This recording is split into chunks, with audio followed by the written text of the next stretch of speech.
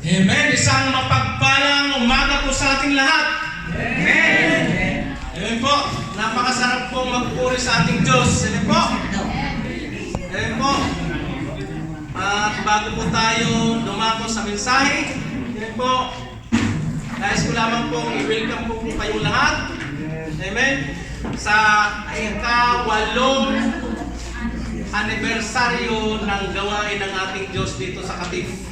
Ayan po, ng Iglesia ng Diyos, ang CCWIC Katif. Amen po. Amen. Maligayang pagpunta po rito. Amen po. At i-welcome po lamang po mga kapatid. Ayan po, ang ating butihing bishop na nagmula pa sa Riyadh, si Bishop Sammy Villegas. At ang Pastora Chris at si Pastor Boyet. Ayan po, mayroon pa pong ibang ibang church dito. Si Siwin. Si Siwin. Asan po yung taga Sisiwin? Praise God. Asan po? Asan po? Siwin Sayat. Ay, yun. Sa pamumunan ni Kuya Kuya Jong. Jong. Amen. Welcome po sa ika-8 na taong anibersaryo ng CCWIC. Sa ibang church po?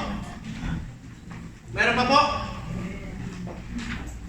Po, sa mga bisita po, maraming pong salamat sa inyong pagdalo. At purihin po ang Diyos at kayo po ay dinala. Emmanuel. From Emmanuel. Nasaan po ang Emmanuel? Ayun! Kuya! So, welcome po. Ayan po. At wala na po ako nakaligtaan. Glory to God po. At dumako na po tayo sa mensahe ng ating Diyos. Ayan po. Handa na po tayo makinig ng salita ng Diyos. Amen. Glory to God. Amen po. So, anong oras na po ngayon? Ako po ay mayroon lamang pong 5 minutes. So, tayo lang naman po ay magpapasalamat sa kabutihan ng ating Diyos. Amen po. At tayo po sa ika-8 taon ay patuloy pong nagpapalakas sa mga kapatiran. Ayan po. Tayo po ay nagpatuloy na mamature sa ating mga kapatid. Ayan po. At patuloy na nagdadala ng mensahe about reconciliation. Amen. Amen po. So, ito po yung mensahe na ibinigay po sa atin ng ating Diyos sa ika-8 taon na anibersaryo po. Ito po ay ating matatagpuan sa pangalawang aklat ng Korinto sa ika-5 chapter po sa versikulo 18 to 19. Ayan po. At ito po yung sabi diyan, kung nandiyan po kayo sa Bible niyo po, sundan niyo lamang po ako. At ito po ang sabi, "But all these things are from God, who reconciled us to Himself through Christ, and making us acceptable to Him, and give us the ministry and reconciliation." That is verse 19, that God was in Christ, reconciling the world to Himself, not counting people's sins against them, and He has committed to us the message of reconciliation. Amen po, purihin po ang Diyos sa pagkabasa ng kanyang mga salita. Tayo po sumandaling mo po at tayo po ay bigay ng pasasalamat sa kanyang mga salita. Hallelujah. Samahan niyo po ako sa panalangin. Heavenly Father, we thank you and we praise you, Lord. Hallelujah. Sa ika-8 taon na anibersaryo ng iyong gawain, Panginoon, sa Iglesia ng CCWIC Katif, Lord, maraming pong salamat, Ama, sa pagpala mo, Panginoon, sa iyong mga salita sa araw nito, Lord. Maraming pong salamat po, Diyos, na kayo po, Panginoon, God, ang mag-empowered, at dalangin ko po, Diyos, sa mga bago at sa lahat, Panginoon, na mga pakinig ng iyong mga salita, Lord. Ito, Panginoon, ay mangusap sa kanila, Panginoon Diyos, hallelujah. At ikaw, Panginoon, ay kilalanin nila bilang Panginoon tagapagligtas ng kanilang buhay, O Diyos, hallelujah. At ikaw lamang po, Panginoon, ang maitaas sa araw nito, Lord. Ikaw ang mabigyan ng papuri at pasasalamat. In the name of the Lord Jesus Christ, this is our prayer. Amen. Amen. So, ating pong tema ay kinuha ko lamang po doon sa pinakadulo po ng verse 19. Ang sabi po niya doon, and He has committed to us the message of reconciliation. Amen po? Sino po yung nag-commit sa atin ng message na ito? Ang ating Diyos po. Amen po? Ang Diyos po ang nagbigay nito sa kanyang mga lingkod. He has committed this message to be ipahayag po sa lahat po. Amen po? Itong message of reconciliation. Amen po? So kaya po, mas lalong pang pinaiksi, committed the message of reconciliation. Amen po? So ano pong ibig sabihin mga kapatid ng committed? Amen po? Ang sabi niya, God has committed to us. Ang committed po mga kapatid sa Tagalog, ito ay may katumbas na pinagkatiwalaan or ipinagkatiwala. Amen po kayo doon? Amen. Ang Diyos po, ang kanyang malingkod ay pinagkatiwalaan ng mensaheng ito. Amen po? Or ipinagkatiwala ng Diyos ang mensahe na ito sa kanyang mga lingkod. Amen po? Amen po? Amen. At ano po ang mensahe na ito? Ang mensahe ng reconciliation. Mamaya po, isa-isa po natin yan. Amen po? Sabi niya doon, He has committed to us. So sino po yung pinagkatiwalaan nito? Amen po? Para maunawaan po natin kung sino po yung mga pinagkatiwalaan nito. Amen po? Tingnan po natin ang Ephesians chapter 4 verse 11 to 12.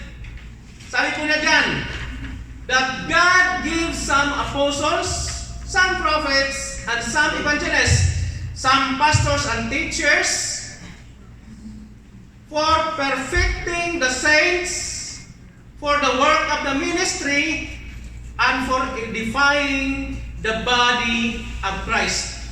Amen po? So, sino pala po ang pinagkatiwalaan ng mensahe nito about reconciliation? Ito po yung fivefold ministry na regalo po ng ating Diyos sa church.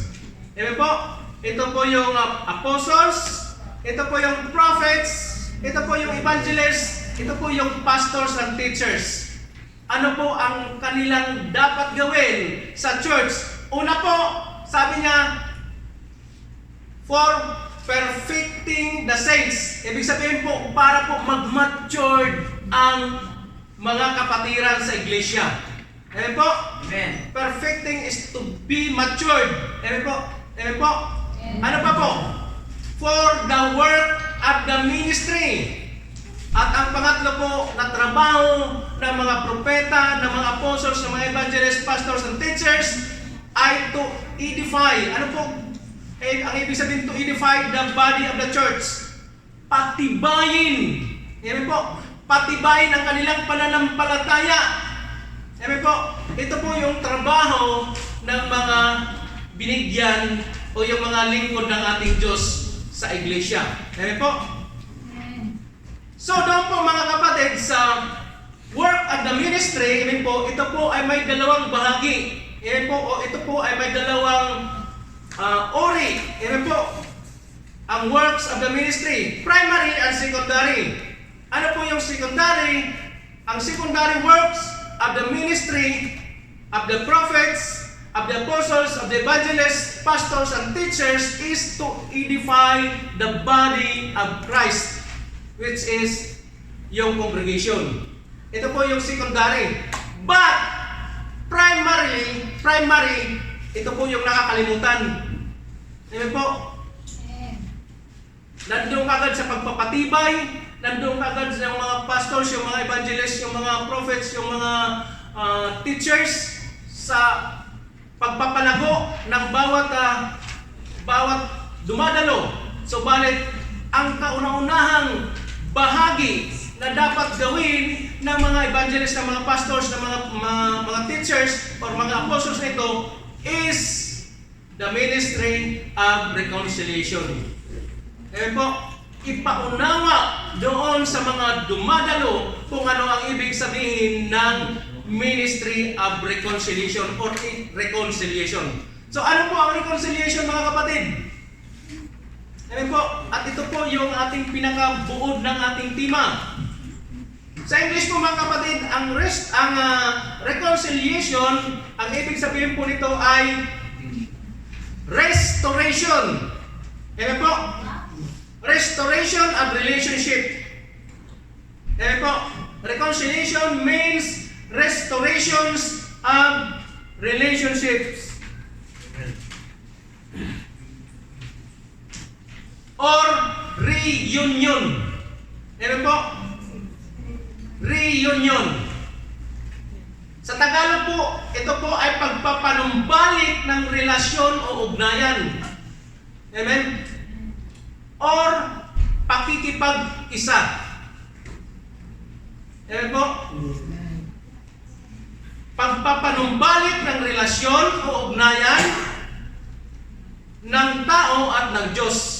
Kasi po, ang Diyos po ang nag-reconcile. Sabi niya doon sa taas ng ating verse 18, sabi niya, God is with Christ, He reconciled the whole world into Himself. Eh po, ang Diyos po ang nagpanumbalik ng relasyon o ugnayan ng tao at ng Diyos. Eh po, siya po ang nakipag-isa. Yan po yung sinasabi niya doon sa 1 Corinthians chapter 1 verse 9. Sabi niya, God is faithful who called you into the fellowship of His Son, Jesus Christ. Ayan po, ang fellowship po doon is pakikipag-isa or reunion. Ayan po. Amen po. So, ito po yung nais ng ating Diyos na sa bawat isa, amen po, na dumadalo, mga kapatid, sa isang iglesia, maunawaan nila na ang Diyos po, nais ng Diyos na kayo po ay maipanumbalik ang inyong relasyon sa Kanya. Amen po? Bakit po naipanumbalik o gusto ng Diyos na maipanumbalik? Ibig sabihin po, mga kapatid, mayroon pong nangyari. Bakit ang tao nahiwalay sa Diyos? Amen po? Amen po? Bakit po ang tao ay nahiwalay sa ating Diyos? At ito yung ginawa ng ating Diyos. Siya po ang gumawa ng kapamaraanan upang ang tao ay magkaroon muli ng ugnayan sa Kanya. Amen po, magkaroon ulit ng relasyon sapagkat nawala po ang relasyon ng Diyos at ng tao. Amen po, ito po yung primary na gawain ng mga lingkod ng ating Diyos sa iglesia. Amen po, ito dapat, amen po, ipaunawa sa kanila na dapat maunawaan ninyo na ang Diyos po, nais ng Diyos na kayo ay magkaroon ng panumbalik, pagpapanumbalik ng inyong relasyon sa Kanya. Bakit po nahiwalay ang tao at ang Diyos? Tingnan po natin, mga kapatid, sa Genesis chapter 1 verse 26. Ano ang nangyari? Eh po, ang sabi po dyan, mga kapatid, sa Genesis chapter 1 verse 26, let us, ang sabi po ng ating Diyos, let us make or create man in our image according to our likeness. Eh po, ang sabi po ng ating Diyos nung likhain niya ang tao, let us make or create man in our image. Eh po, and likeness. Ang Diyos po ay Espiritu. Amen po kayo? Amen po tayo doon? Amen. So, nung likhain niya ang tao, mga kapatid, ayon sa kanyang wangis, ibig sabihin po, mga kapatid, ang tao ay nilikha ng Diyos bilang Espiritu. Amen? Yes. Amen po? Amen. Nilikha po ang tao ng ating Diyos bilang isang Espiritu, katulad niya, ayon sa kanyang wangis at sa kanyang likeness or image. Amen po? Ano po yung ibig sabihin ng image? Likeness. Ibig pong sabihin, mga kapatid, ng likeness, the nature and characteristics or characters ng ating Diyos. Ito po ang pagkalikha. Ang original po ng pagkalikha, ang unang pagkalikha ng tao ng ating Diyos, siya po ay nilikha bilang espiritu katulad ng ating Diyos, at siya po ay mayroong nature sa katulad ng ating Diyos, siya po ay may character katulad po ng ating Diyos. Amen po, yan po ang tao na nilikha ng ating Diyos. Amen po, ginawa niya lang po ito ng katawan. Basahin po natin sa Genesis chapter 2 verse 7.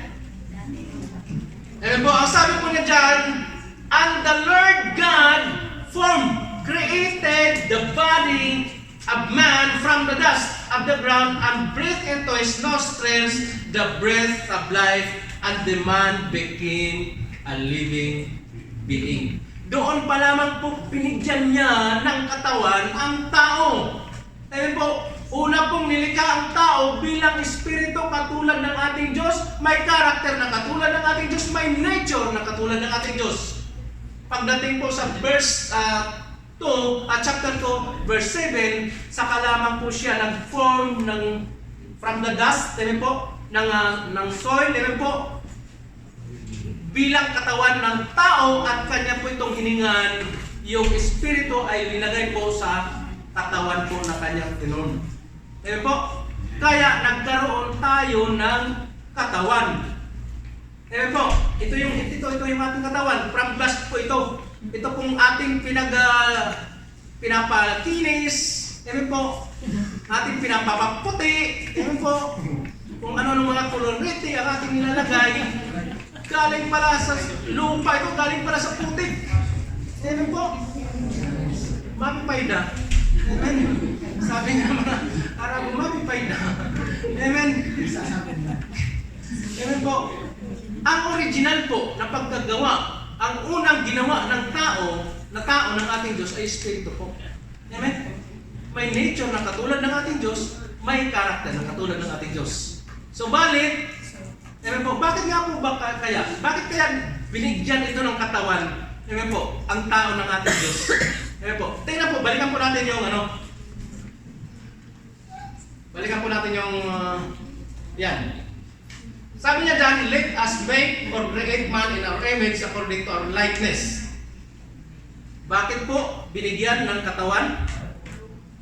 Kasi binigyan niya ng kapamalaan. Sabi niya, and let them have complete authority over the fish of the sea, the birds of the air, the cattle, and over the entire earth, and over everything that creeps and crawls on the earth. Ito po yung dahilan, mga kapatid, sapagkat ang tao po ay binigyan ng authority at kapamalaan ng ating Diyos sa lahat ng kanyang mga nilikha. Sabi po, ang espiritu po, mga kapatid, na ginawa o nilikha ng ating Diyos ng tao, hindi po makakapag-cultivate. Agree po kayo doon? Amen po? Amen. Makakapagsalita siya, maririnig ang kanyang sounds, pero hindi po siya makikita. Amen po? Amen po? Sapagkat siya po ay espiritu.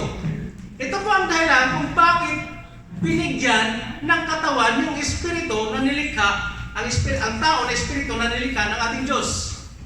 Amen po? Sapagkat kailangan niyang pamahalaan ang lahat ng nilikha ng ating Diyos. Amen po? Lahat po yan, mga kapatid, pati mga mababangis na hayop.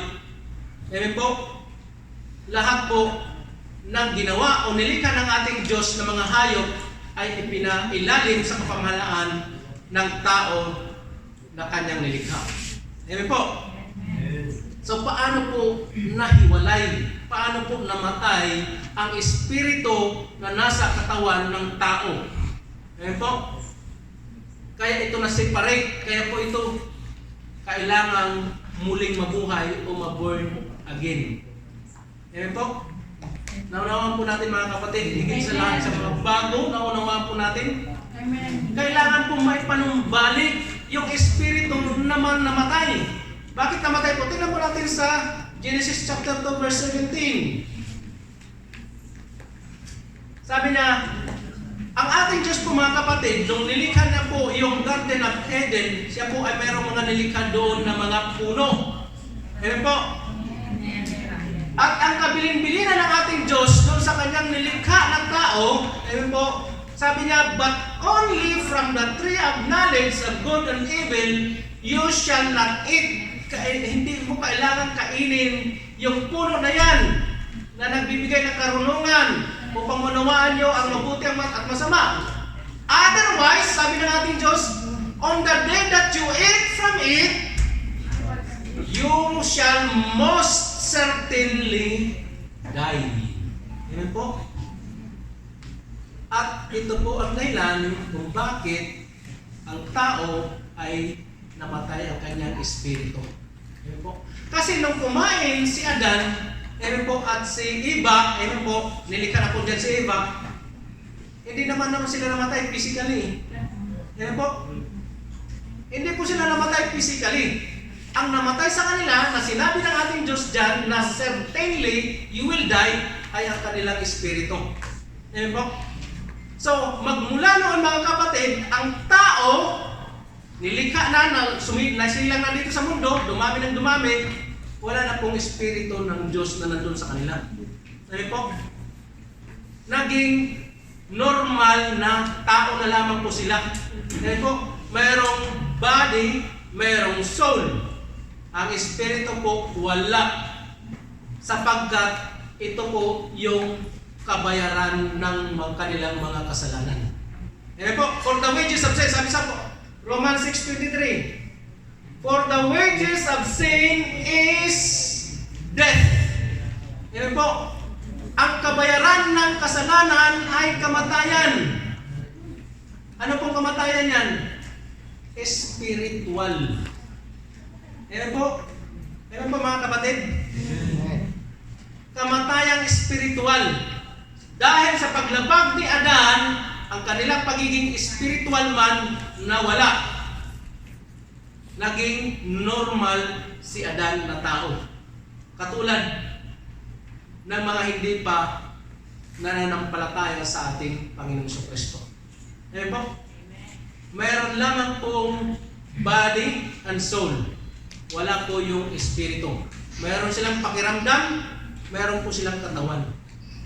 Kaya kailangan po ninyong malaman mga kapatid, sapagkat nais po ng ating Diyos na kayo po ay maipanumbalik ang inyong relasyon sa Kanya. Amen po? Ito po yung gusto niya na mensahe sa ikawalong taon na ng CCWIC dito sa TIF. Maipaalam sa inyo, amen po, na nais ng Diyos na kayo po ay maipanumbalik, nais ng ating Diyos na maipanumbalik ang inyong relasyon sa Kanya. Sapagkat, sabi niya dyan, but the gift of God is eternal life in Christ Jesus.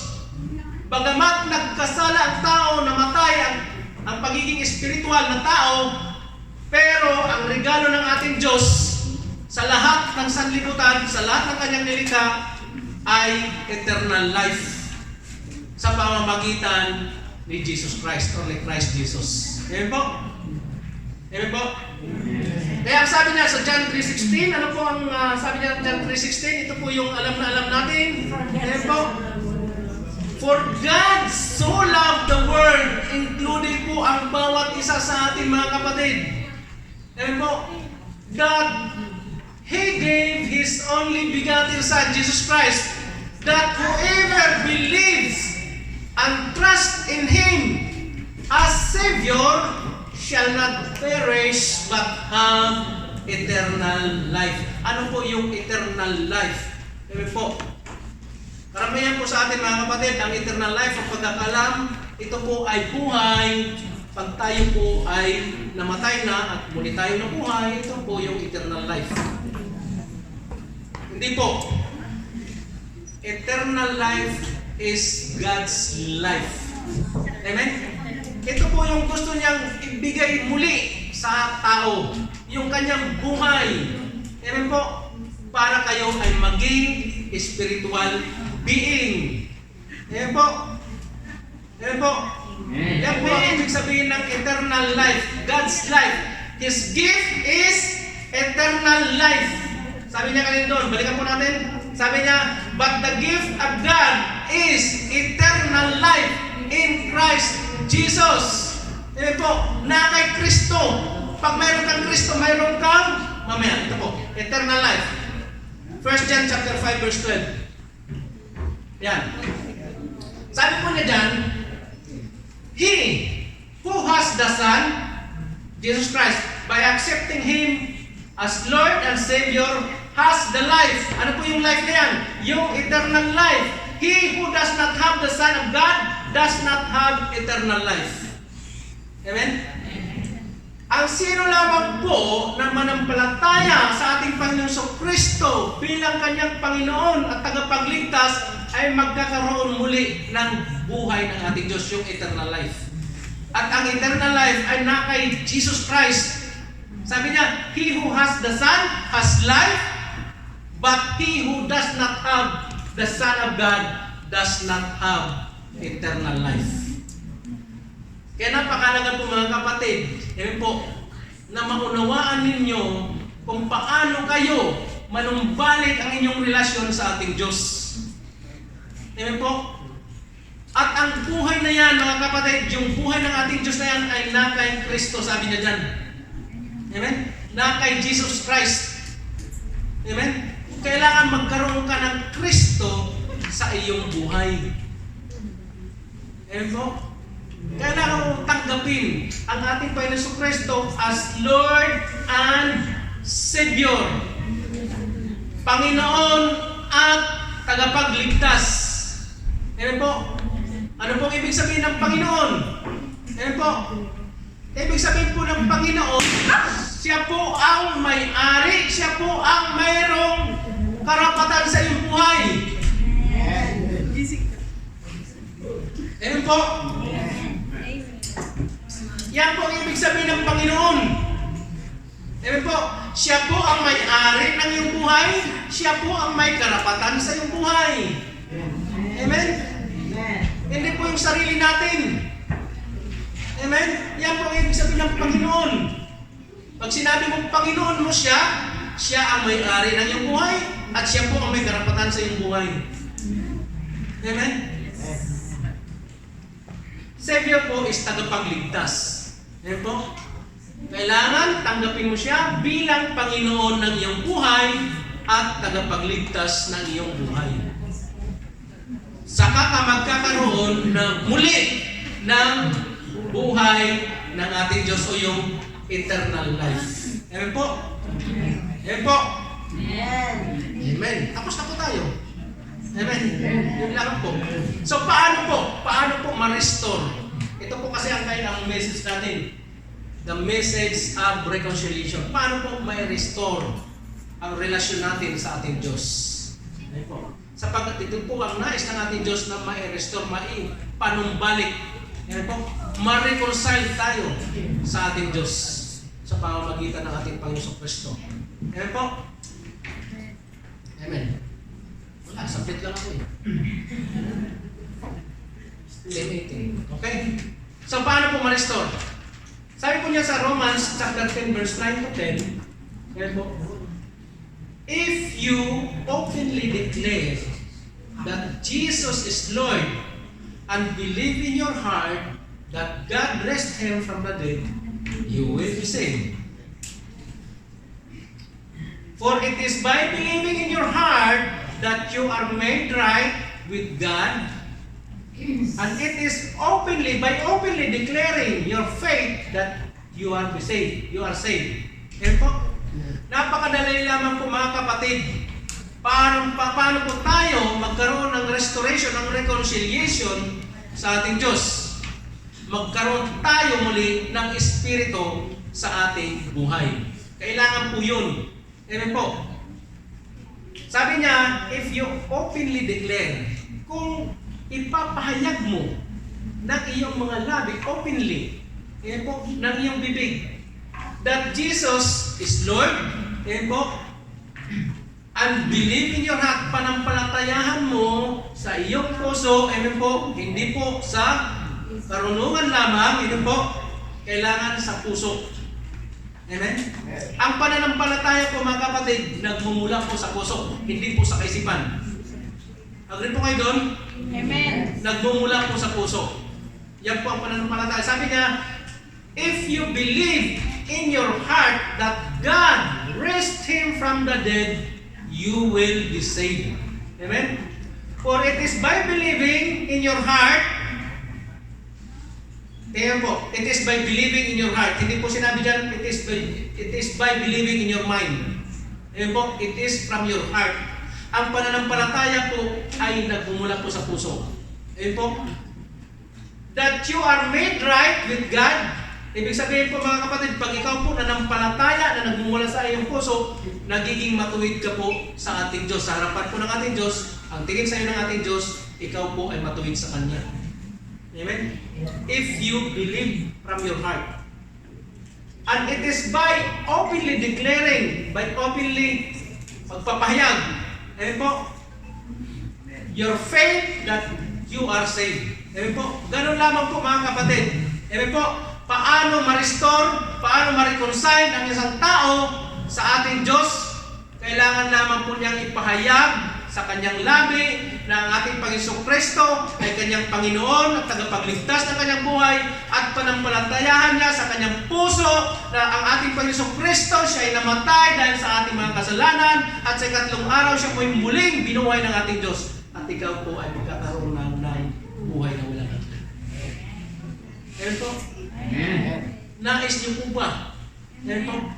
Na magkaroon ng buhay na walang hanggan. Amen. Nais niyo po ba mga kapatid, higit lalo sa ating mga bago na nandito, nais niyo po ba na magkaroon kayo muli ng ugnayan ng ating Diyos? Amen po. So kung amen po mga kapatid, inanyahan ko po kayo na tumayo. Amen po, tumayo kayo. Amen po. Step forward po doon sa mga bago. Doon sa mga bago, huwag po kayong mahiya. This is the time, this is the message that God wants you to hear. Eh po, para kayo muli ay magkaroon. Ito po tayo. Huwag po kayong mahiya. Ito po. Ang araw nito mga kapatid, kayo po ay pinili ng ating Diyos upang kayo ay biyayaan niya, kayo po ay bigyan niya ng gana.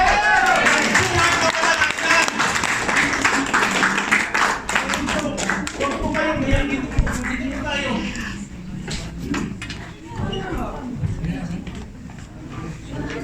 Sige po, dito po tayo. Hallelujah Lord, maraming po salamat o Diyos sa pagpili mo. Hallelujah, hallelujah Lord. Thank you Holy Spirit. Hallelujah. Mahal na mahal po kayo ng ating Diyos. Kaya po kayo pinili. Kaya po kayo tinawag sa araw nito na makarating dito sa iglesia nito. Kaya po, sapagkat nais ng Diyos na kayo ay magkaroon ng kaligtasan. Sundan niyo lang po ako lang mixing pa ng panalangin mga kapatid. Pangnalangin ng pagtanggap sa aking Panginoong Kristo. Ang sabi niya dyan, kailangan niyong ipahayag ng iyong mga labi. Kaya po, kailangan niyong sambitin, kailangan niyong bigkasin at panampalatayahan ito sa inyong mula sa inyong puso. Kaya po, kung handa na po kayo mga kapatid, tayo po manalangin. Inanyahan ko po yung mga ating mga pastors. Pilihan niyo po ang ating mga kapatid. Hallelujah. Hallelujah. Sige po. Panginoong Jesucristo, hindi po, huwag po kayong maya. Ito para sa inyo. Nais ng Diyos na kayo magkaroon ng kaligtasan. Ulitin ko po, Panginoong Jesucristo. Panginoong Kristo. Ako ay nananampalataya. Ako ay nananampalataya. Na ikaw ay anak ng Diyos. Ikaw ay anak ng Diyos. Ikaw ay namatay para sa aking mga kasalanan. Ikaw ay namatay para sa aking kasalanan. At sa ikatlong araw, ikaw ay muling nabuhay. At sa ikatlong araw ay muling nabuhay. Para sa aking kaligtasan. Para sa aking kaligtasan. Panginoong Hesus, Panginoong Jesus. mula sa oras na ito, Mula sa oras na ito, inanyayahan kita inaanyayahan kita na ikaw ay maghari sa aking buhay. ikaw ay para sa aking buhay. Ikaw ay aking Panginoon Ikaw ay aking Panginoon. at tagapagligtas ng aking buhay. Tagapagligtas ng Maraming salamat, Panginoong Hesus, salamat, Panginoong Jesus. sa iyong pag-ibig Sa iyong pag-ibig sa akin. sa akin. Maraming salamat Maraming salamat sapagkat binigyan mo ako sapagkat binigyan mo ako ng buhay na walang hanggan. ng buhay na walang hanggan. Amen. Amen. Hallelujah.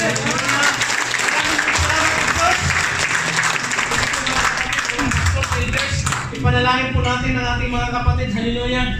Heavenly Father, we thank you. We praise you, Lord. Hallelujah. We give you glory, O Diyos, sa oras na ito, Lord. Hallelujah. Narito, Ama, ang iyong mga anak, Lord, na iyong pinili sa araw na ito, Lord. Upang bigyan mo, Ama, ng kaligtasan. Hallelujah, Lord. Marami pong salamat, Ama, sa paghipo mo sa kanilang mga puso, Lord. Hallelujah. Marami pong salamat, Ama, sa pagpili mo sa kanila. At marami pong salamat, O Diyos, na sila po, Panginoon, ay binigyan mo ng buhay na walang hanggan. Father God, akin po sila pong itinataas sa iyo, Diyos. Akin pong idinudulog na mula sa oras na ito, Lord. Hallelujah. Kayo na po, Panginoon Diyos, ang magbigay sa kanila, Panginoon Diyos, ng mga biyaya at pagpapala. Patuloy nila maranasan ang iyong pag-ibig, ang iyong kapangyarihan, hallelujah, sa kanilang kalusugan, O Diyos. Ikaw po, Panginoon, ang maging Panginoon sa kanilang buhay, O Diyos. Magmula sa kanilang ulo hanggang sa kanilang talampakan, O Diyos. Ano mang mga hindi ka nais-nais sa kanilang mga pisikal na katawan, Lord, aking pong istinata sila, O Diyos. Ang kagalingan ay kanilang matanggap, Panginoon Diyos, sa oras ito, Lord. Hallelujah. Maraming pong salamat, O God. At dalangin ko po, Diyos, na maranasan na nila, Panginoon God, ang iyong masaganang pagpapala sa kanilang buhay, O God. Hallelujah, Lord. Ang kanilang divine protection, maging, Panginoon Diyos, ang kanilang mga mahal sa buhay, O God. Hallelujah, Lord. Dalangin ko po, Diyos, na sa kanilang paglago, Panginoon, bilang mga Kristiyano, Lord, maabot din ang kanilang mga mahal sa buhay, O Diyos. Hallelujah. Thank you, Lord God. Maraming pong salamat sa kanilang buhay, O Diyos. At ikaw, O Diyos, ang maitaas, mabigyan ng kapurihan, pasasalamat sa bawat buhay ng ating mga kapatid nito, Lord. Maraming pong salamat. At dalangin ko po, Diyos, ang iyong pag-ibig, ang iyong biyaya, at patuloy nilang maranasan sa kanilang buhay magmula sa oras nito, Lord. Hallelujah. Maraming pong salamat, Ama, in Jesus' mighty name. Amen.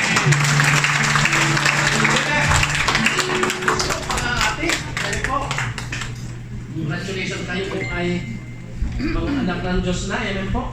Amen.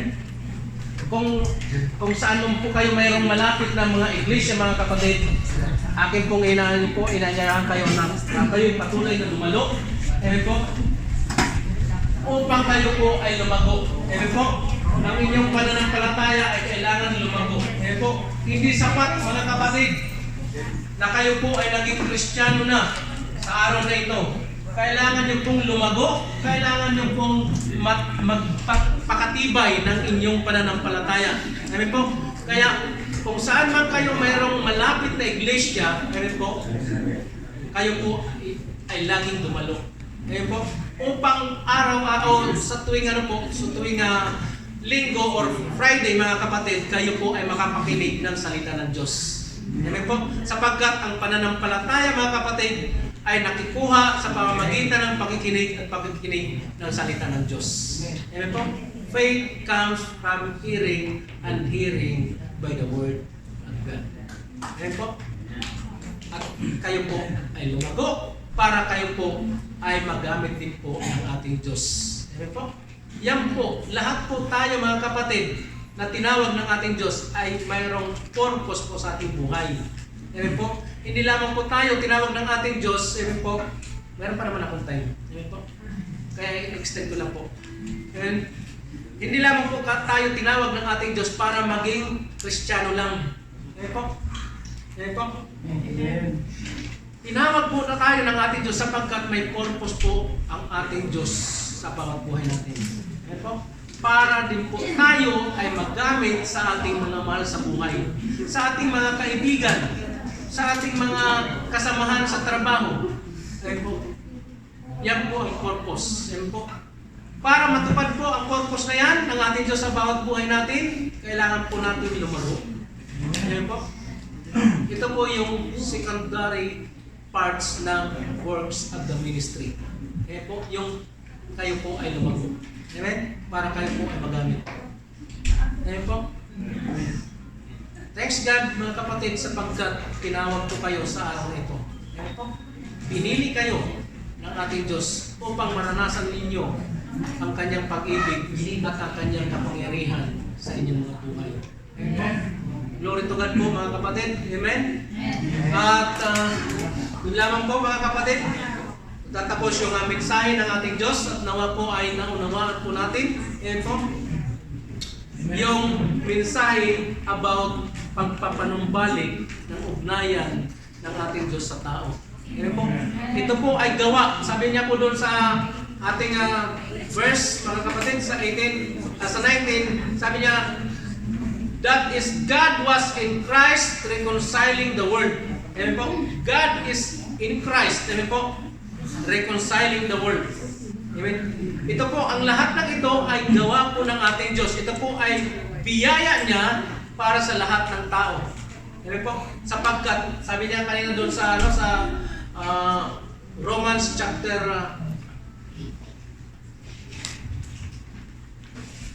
6:23, sabi niya, ito po ay regalo ng ating Diyos, yung buhay na walang hanggan. Amen po. Bagamat nung una, tayo po ay nahiwalay dahil sa ating mga kasalanan, subalit ang biyaya po ng ating Diyos, amen po, ang kanyang pag-ibig sa pamamagitan ng ginawa ng ating Panginoong Kristo doon sa cross ng Kalbaryo. Amen po. Ang ating Panginoong Kristo, ito po yung siya, ibig sabihin pa, mga kapatid, doon, God is in Christ. Amen po. Lahat ng ginawa ng ating Panginoong Kristo, nandito pa po siya sa mundong ito. Siya po ay nagministeryo. Ang Diyos po ay nakay Kristo. Hanggang sa doon sa kanyang pagsakripisyo ng kanyang buhay, doon sa cross ng Kalbaryo. Amen po. Ang Diyos po na nagkatawang tao, amen po, nandoon kay Kristo, amen po. Siya po ang gumawa ng kapamaraanan dahil sa kanyang pag-ibig sa iyo, sa lahat ng tao, po, para tayo ay magkaroon ng pagpapanumbalik ng ugnayan sa Kanya.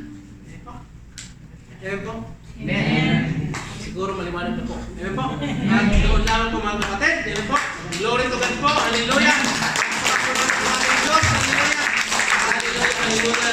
Father in heaven, we thank you, we praise you, Lord, sa iyong mensahe, Panginoon, sa hapon ito, Lord. Maraming pong salamat po, Diyos, sa iyong mga salita, Lord. At dalayan ko po, Diyos, ito, Panginoon, ay maitanim sa pinakamatabang bahagi ng aming mga puso, Panginoon, Lord. Higit lalo, Panginoon God, sa iyong mga anak, Lord, na iyong pinili sa araw nito, Lord.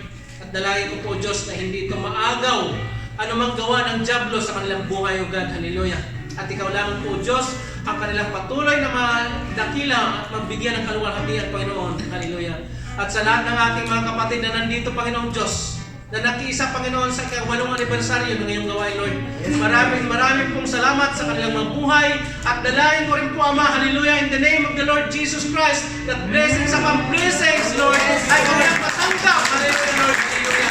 Maraming pong salamat po, Diyos. At sa iyo po, Diyos, ibinibigay ang lahat ng papuri, pasalamat pagdakila, in Jesus' mighty name, Amen.